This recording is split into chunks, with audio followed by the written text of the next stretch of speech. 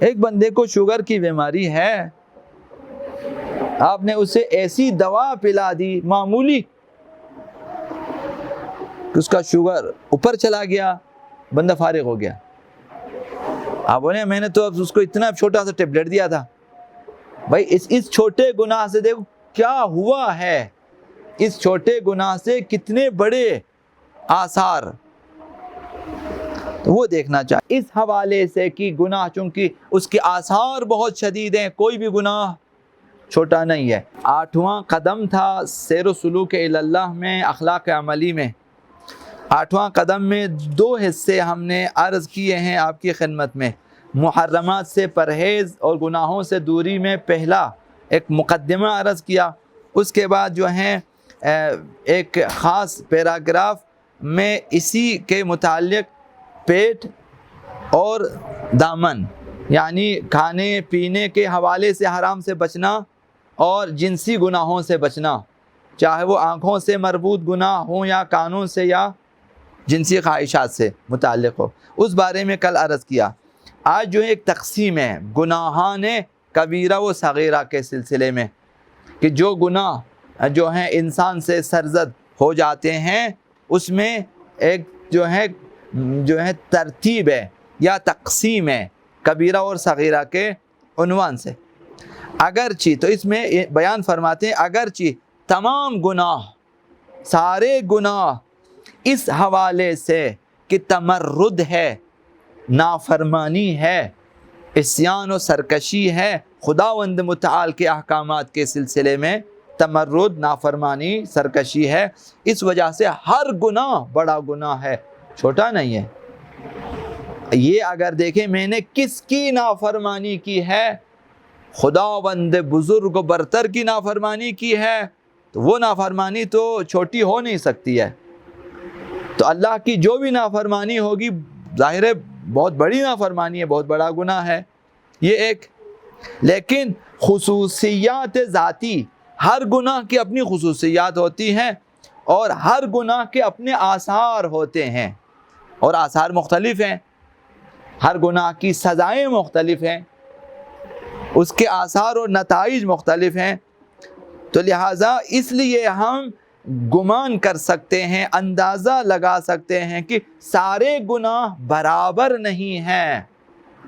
یعنی پہلی مرتبہ آپ نے یہ کہنا ہے کہ سارے گناہان کبیرہ ہیں، صغیرہ گناہ ہے ہی نہیں ہے. اولاً سارے گناہ بڑے ہیں، لیکن یہ جو سارے گناہ بڑے ہیں ان میں کچھ چھوٹے ہیں بنسبت دوسروں کے، چونکہ سب کی سزائیں مختلف ہیں، آثار مختلف ہیں،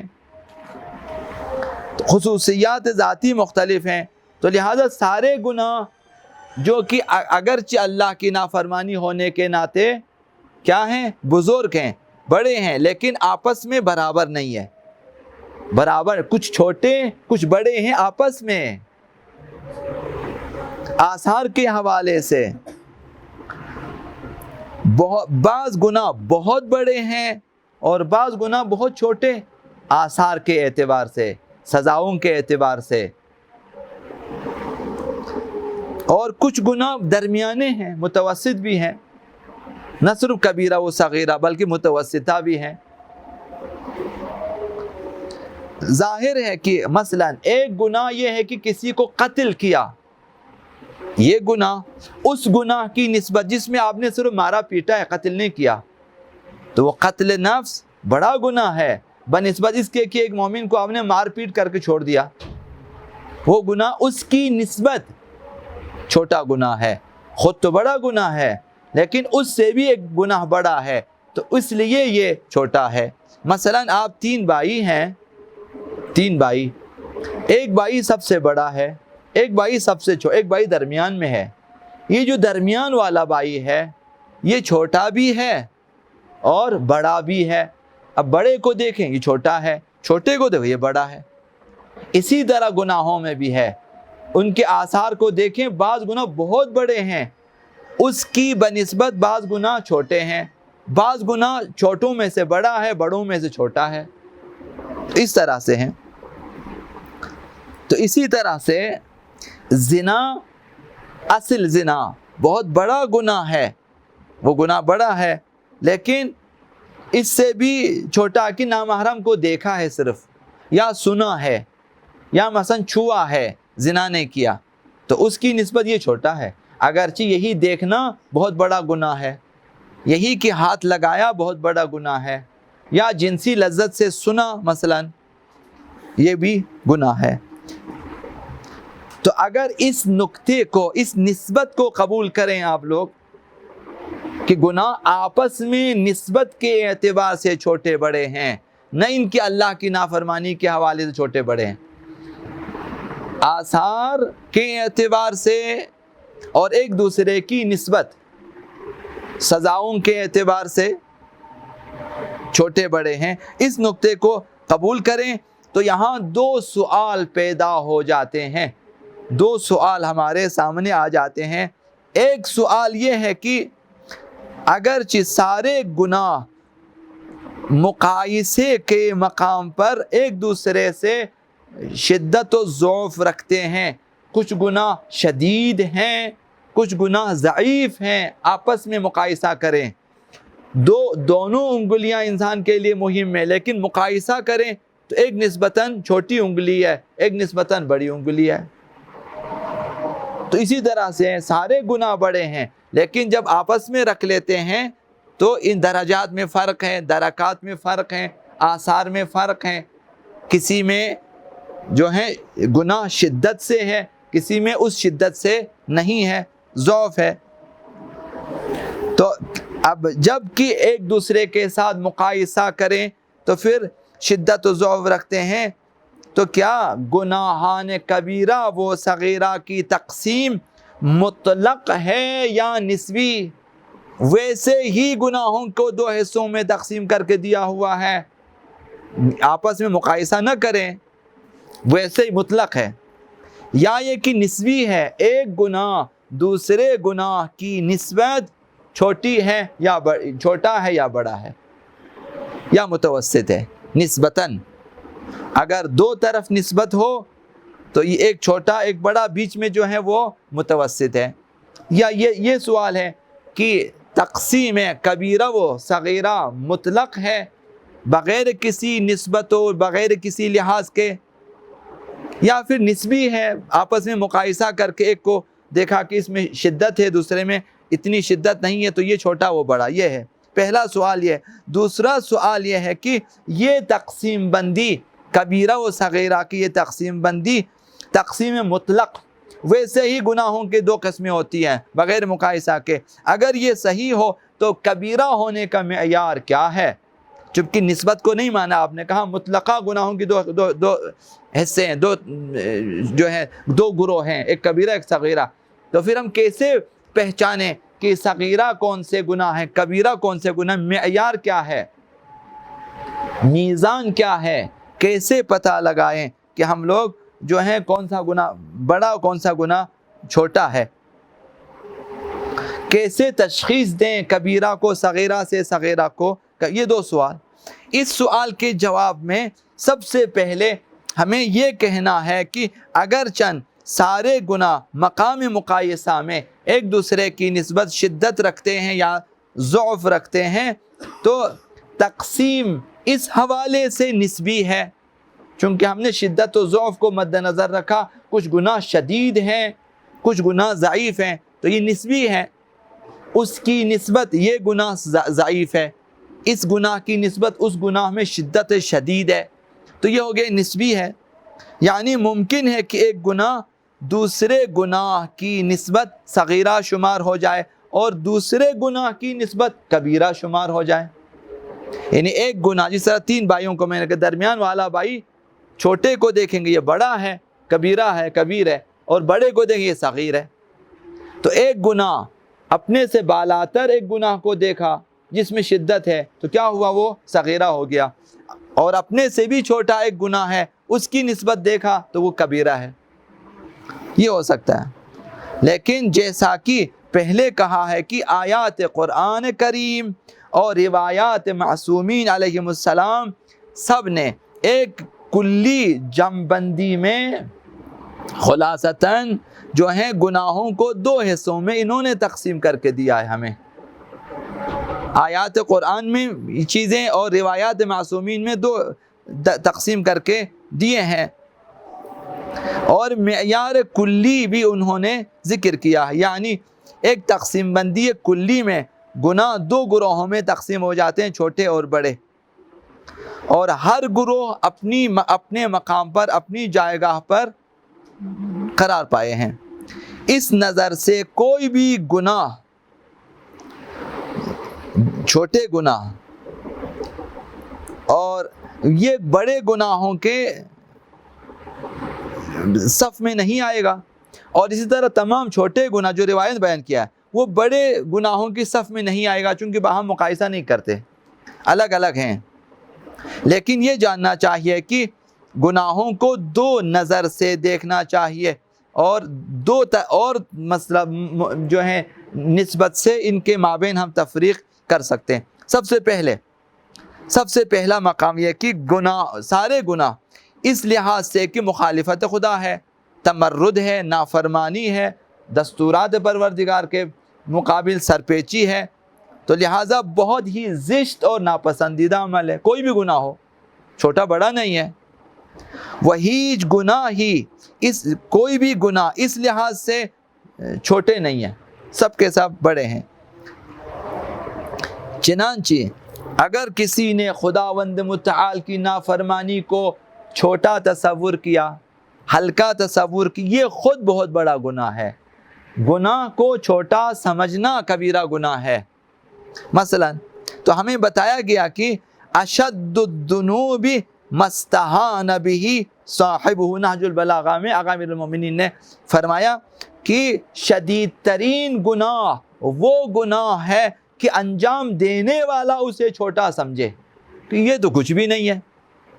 یہی کہ جب گناہ کو انجام دے کر کہا یہ کچھ بھی نہیں ہے، یہی کبیرہ ہے، سخت گناہ یہی ہے.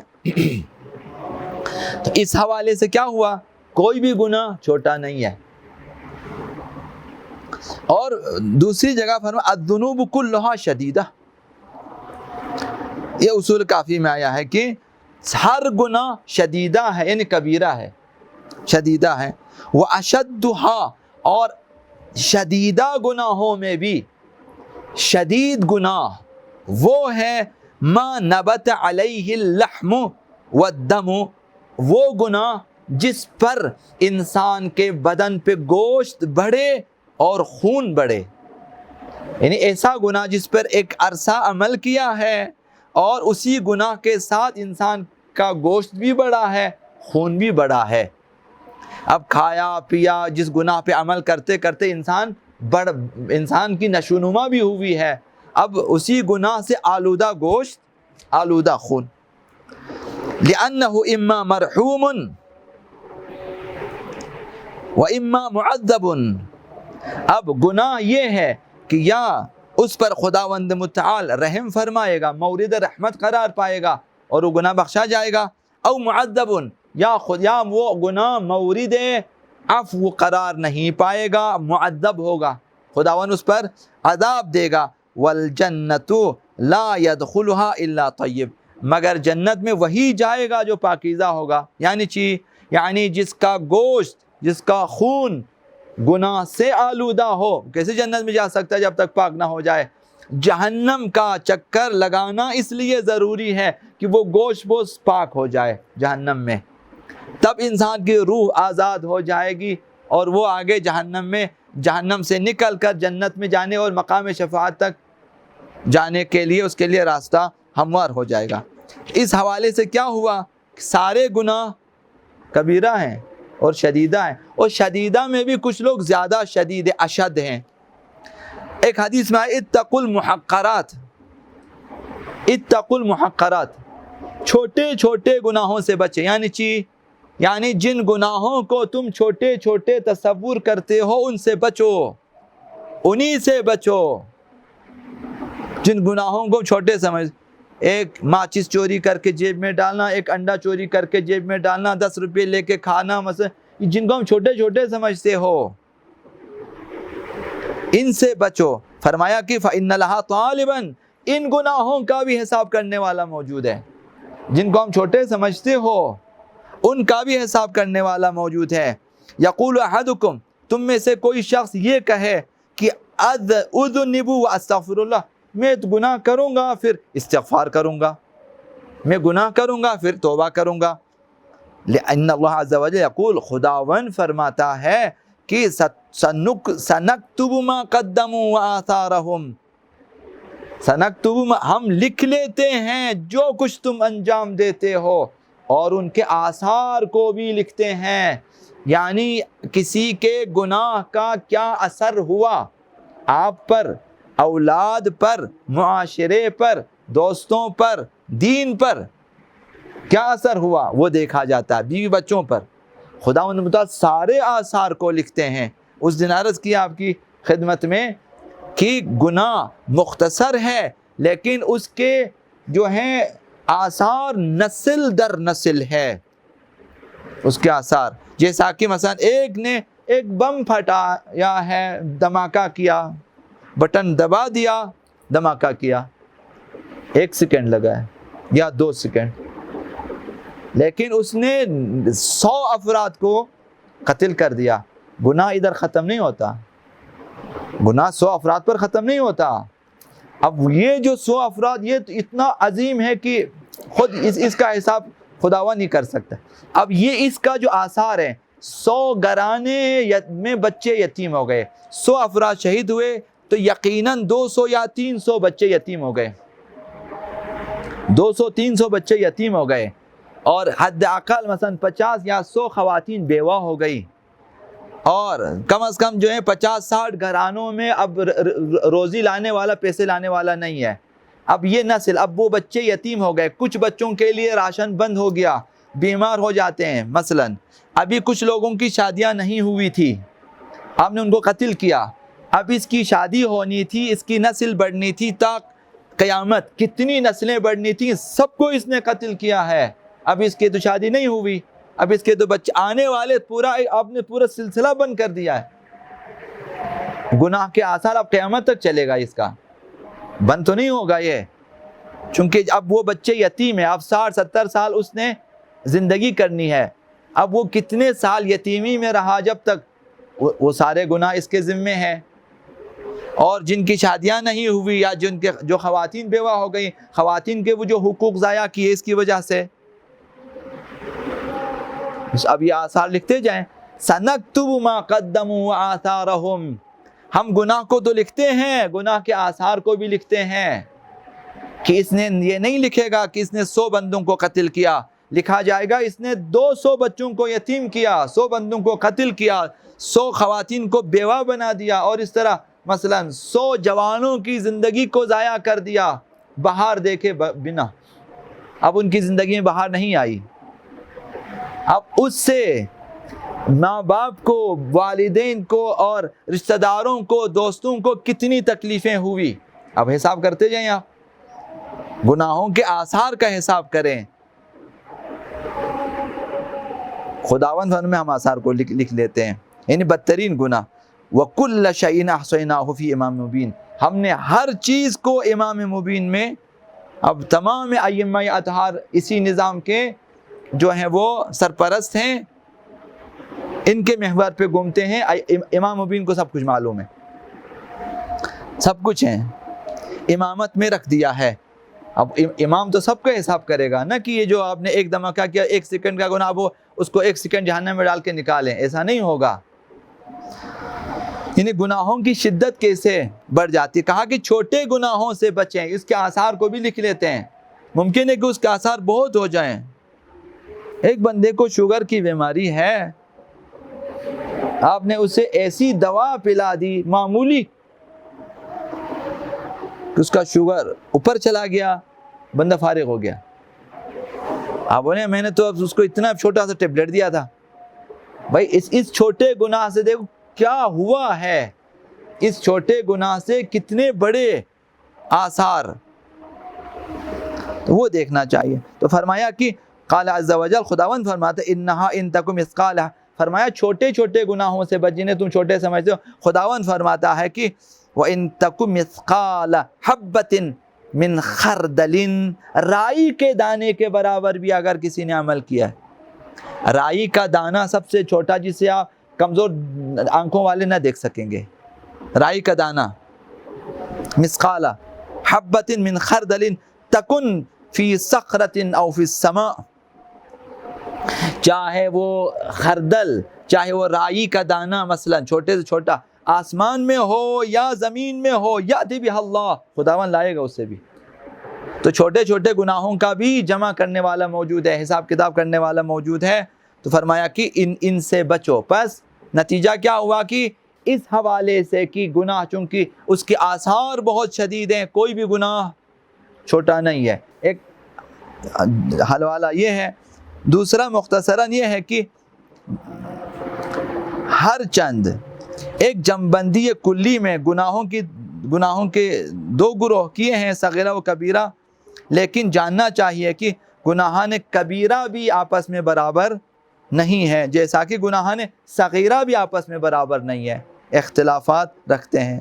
اور بلا اس لیے کہ وہ جو کلی طور پر آیات اور روایات میں گناہوں کو دو حصوں میں تقسیم کیا گیا ہے، اس سے ہٹ کر ہمیں دوسرے وجوہات اور آثار اور معیار کو بھی دیکھنا چاہیے کہ گناہوں میں کیا فرق ہے۔ تو انشاءاللہ آئندہ اس سلسلے میں بات ہوگی۔ بر محمد و آل محمد صلوات اللہ صلی علی محمد و آل محمد وعجل فرجہم۔